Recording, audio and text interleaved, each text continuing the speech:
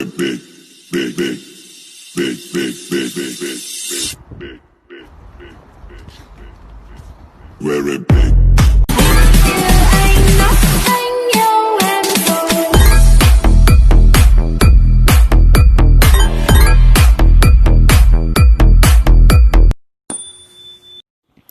Nên đồng của ai tia, của bố mua tổ lú là tao.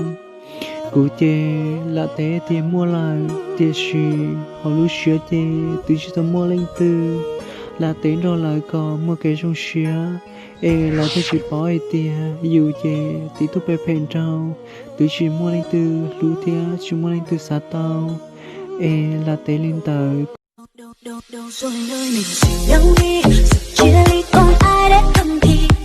dựa vào lý trí nào ngờ ngu si đánh mất tất cả vì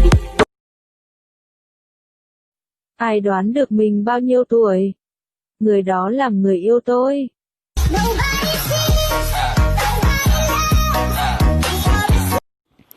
Nên đồng của ai tia, của bố mua tổ lú là tao.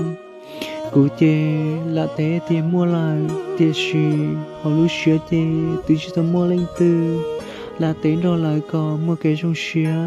ê là thế chỉ bỏ ai tia, dù chê thì tôi bè phèn trao. Từ chỉ mua lên từ, lú tia chỉ mua lên từ xa tao, ê là tế lên tới. Lu bầu tư nhìn mong bầu đời để trái lời anh chỉ rồi chờ lần chỉ tu nên sẽ cho anh lại có bao giờ cũng là lo Dùa ho. có giờ cũng chê quay khen nó đâu có nữa ta chỉ nói mua đi cho lòng có mong lo thì để cho mi cả rồi là lo suy sinh thì chê hay của tụ tụ tay nó hai chắp lời cho nên giờ để lỡ cơ tờ do nương lỡ lỡ cơ qua chân nữ chỉ xem tụ lo tụ mê cầu tên dê theo cầu tên đấy lo chỉ cho nữ tỏ nữ khoa do nhân chúa ý chia thiên mô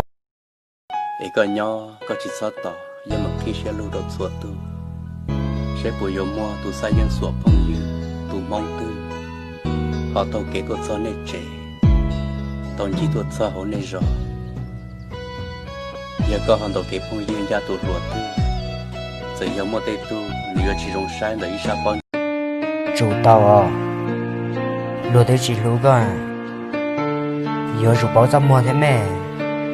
mua lú lúa chứ chủ tàu lừa